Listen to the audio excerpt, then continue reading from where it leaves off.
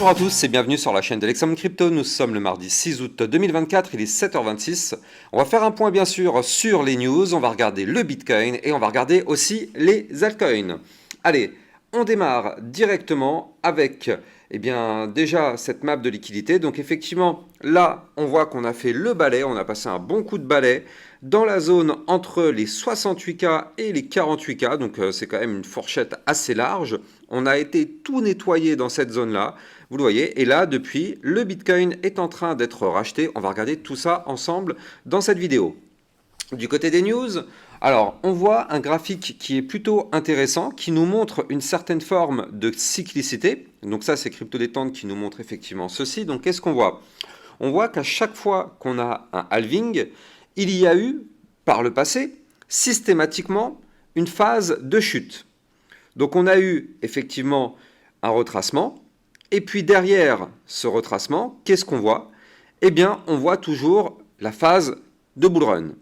Et donc là, si on regarde par rapport dans la zone sur laquelle on se trouve actuellement, on voit qu'on est en plein justement dans ce retracement. Et donc, si la cyclicité se reproduit, comme ça a été le cas jusqu'à présent, alors il est possible que derrière, on part en bull run. Encore une fois, ce qui s'est passé avant, ça ne veut pas dire que c'est ce qui va se passer dans le futur. Mais disons que c'est quand même assez incroyable. Dites-moi ce que vous en pensez, mais à chaque fois, c'est quand même assez fou, hein, parce que ça se reproduit comme si c'était vraiment du copier-coller. Mais bon. Alors, qu'est-ce qu'on a d'autre? On a Capula Management, le quatrième plus grand fonds spéculatif en Europe, qui déclare détenir 500 millions de dollars d'ETF Bitcoin, dont 211 millions de dollars dans celui de Fidelity. Donc c'est bien. Les fonds spéculatifs en Europe qui investissent aussi lourdement sur la crypto, donc ça c'est plutôt pas mal. On a Crypto Détente aussi qui nous pousse une parole de Donald Trump. Alors, en français, ça donne « Les marchés chutent, les chiffres de l'emploi sont catastrophiques et une guerre mondiale semble imminente, le tout sous la direction de deux des dirigeants les plus incompétents de l'histoire. La situation est critique. » Donc ça, c'est ce que nous dit Donald Trump à propos effectivement de la situation géopolitique actuelle. Et donc, oui, c'est vrai que c'est quand même pas très joli ce qui est en train de se passer en ce moment. On voit que ça va mal de tous les côtés, donc c'est vrai qu'il faut faire des choses pour essayer de redresser un petit peu la barre. Donc bon, on attend des choses. On attend aussi potentiellement quelque chose de la part de la Fed, en fait, vous le savez, à propos des taux d'intérêt. Tout le monde attend normalement, enfin tout le monde, eux, ils avaient prévu faire des baisses des taux normalement courant septembre, si tout allait bien. Mais là, il est possible que dans l'urgence, ils vont peut-être devoir changer ça et faire une baisse des taux potentiellement là, dans l'urgence, dès les prochains jours, prochaines semaines. Alors le problème, c'est que ça n'a pas tout à fait l'effet escompté parce que quelque chose qui est bien posé, qui est réfléchi comme ce qu'ils avaient, on va dire, prévu de faire au mois de septembre, là, si ça se fait au mois d'août, on va dire dans l'urgence, ça n'aura pas le même impact que si ça avait été fait de façon logique au mois de septembre. Quelque chose qui est fait dans l'urgence peut être très mal pris par le marché plutôt que quelque chose qui devait arriver entre guillemets naturellement. Donc c'est pour ça, s'il doit y avoir une baisse des taux dans les prochains jours, il faudra bien sûr surveiller de très très près les impacts. Allez, on continue. Alors qu'est-ce qu'on voit d'autre du côté des news? Alors ça continue justement avec Donald Trump qui affirme que les crypto-monnaies sont une forme moderne de monnaie. Si nous ne le faisons pas, la Chine le fera. Donc ça, c'est quand même des messages assez forts. Et là, il y a Crypto Détente qui nous pousse aussi un graphique. Regardez ça, on a un Bitcoin qui monte, 60, 75K, et hop, en direction des 100K, et au final, boum, ça s'effondre. Regardez ça s'effondre, et hop, ça va chercher les 52K. C'est quand même assez réaliste en réalité, hein. C'est drôle comme ça, mais c'est vrai que les journées comme hier, où on a des crashs énormes, avec des moins 18% sur le Bitcoin, ça fait tout de même très très mal. Allez, c'est bon pour les news.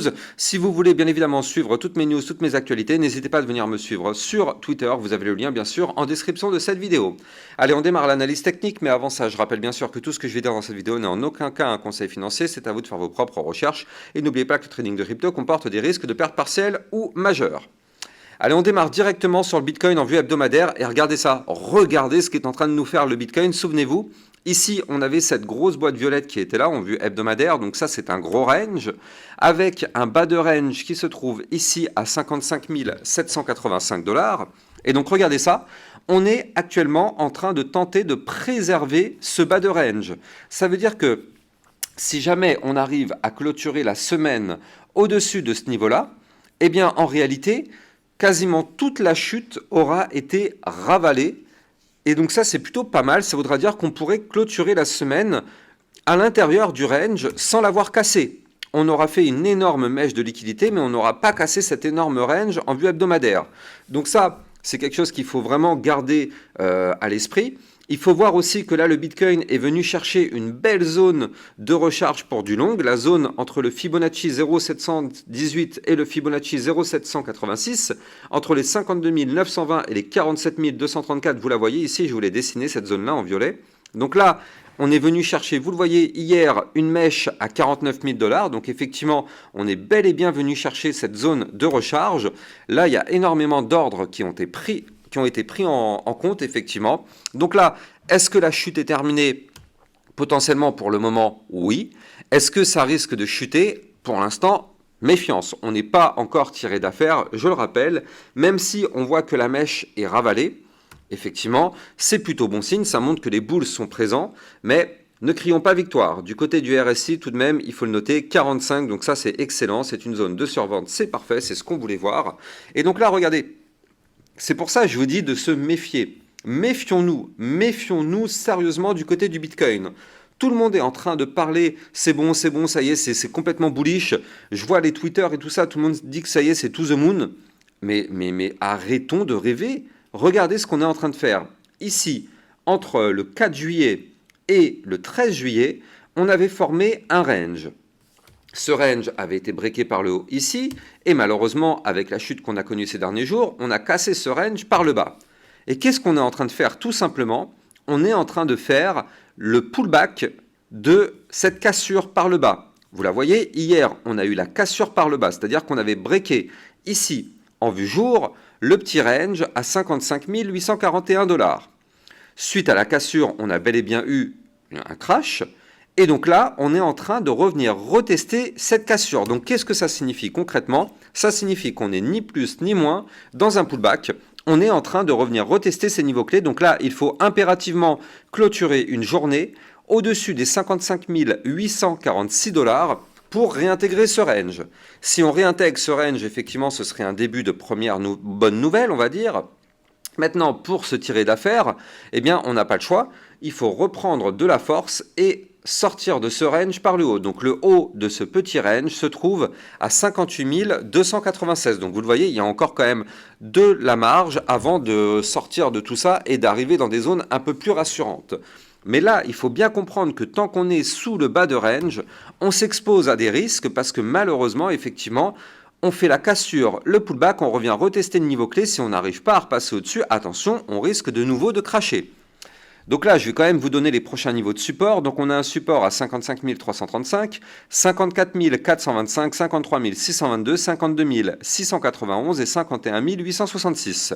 Si jamais le pullback invalide et qu'on n'arrive pas à réintégrer l'ancien range, malheureusement, les niveaux clés que je vous ai donnés risquent d'être allés atteints.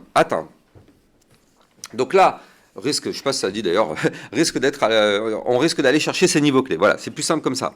Donc là, vous l'avez compris, on n'est pas tiré d'affaire. Soyons extrêmement prudents. Je le dis toujours, soyons prudents. C'est pas parce qu'il y a eu un crash assez énorme qu'effectivement il faut se précipiter. Alors oui, c'est vrai que c'est toujours très très bien d'investir quand il y a des crashs et effectivement, c'est vrai que c'est un très bon moment, mais ne pas mettre tous ses œufs actuellement dedans.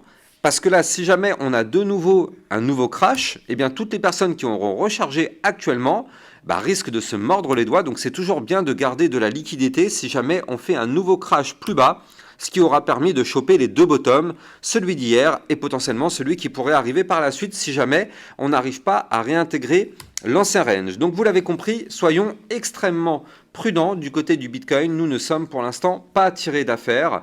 Donc là, on n'est ni plus ni moins en train de faire le pullback. C'est d'ailleurs ce que je vous avais dit hier dans ma vidéo d'urgence que je vous avais fait hier soir. Hein. Souvenez-vous, regardez ça. Ma vidéo, elle a été faite hier vers 18 h, un truc comme ça, 19 h, pour faire le point sur la situation. Et justement, je vous avais dit qu'il y avait ce pullback qui arrivait. Donc on allait retourner chercher ici le niveau clé des 55 850, ça c'est ce qu'on avait vu hier soir, on avait anticipé ça. Maintenant, est-ce qu'on va réussir à réintégrer? On n'a pas de boule de cristal, donc on va surveiller.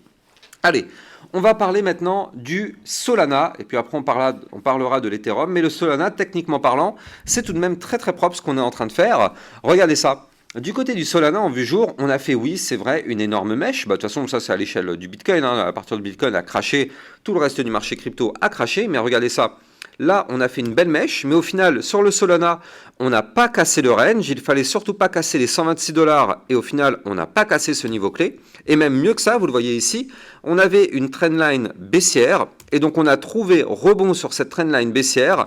Vous le voyez ici, et ça a tenu. Les 129 $, ils ont tenu. Et donc effectivement, vu que ça tient, là on est en train de tenter de faire une bougie de ravalement. Donc là, c'est-à-dire qu'on a une bougie rouge, on est en train de faire une bougie verte qui est apparemment plus haute que la rouge. Alors attention, on est qu'en début de matinée, la journée est encore très très longue, donc on ne sait pas si on va clôturer au-dessus du niveau des 138 $, mais si on clôture au-dessus, ce sera une bougie de ravalement haussier, et ce qui sera vraiment une bonne nouvelle. Ça voudrait dire qu'on pourrait retourner chercher les 143 $, voire même les 148 ou encore les 153 $ du côté du Solana. Ce qui est bien, c'est que c'est plutôt pas mal racheté, donc effectivement pour l'instant c'est bien. Alors encore une fois, comme je l'ai dit tout à l'heure, attention, méfiance, on n'est pas à l'abri que le Bitcoin ne chute pas encore un peu. De toute façon, ce qu'il faut se dire, c'est que tant que le Solana est au-dessus des 126 $ qui correspond ici au bas du range, entre guillemets, tout va bien. Si par contre on perd ce range par le bas, attention, ça pourrait être dangereux. Avant de parler de l'Ethereum, je rappelle que si vous voulez trader toute cette volatilité, vous pouvez utiliser mon lien de parrainage Binance que vous allez trouver en description de cette vidéo. Ça vous permet de trader sur une plateforme sécurisée parce que Binance est enregistré PSAN auprès de l'AMF. Il n'y a donc pas de risque de fermeture comme ça a été le cas pour Bybit malheureusement. Et ça vous permet aussi au passage d'avoir un bonus à vie sur vos frais de trading. Allez, on va parler justement donc de notre Ethereum pour voir qu'est-ce qu'il fait. Est-ce qu'il se reprend ou est-ce que malheureusement c'est la cata? Alors, il est où l'Ethereum? Voilà, il est là. Donc là, du côté de l'Ethereum, on est venu chercher un rebond majeur sur la zone de support des 2154 $. Ici, vous le voyez, tac, ça a été racheté.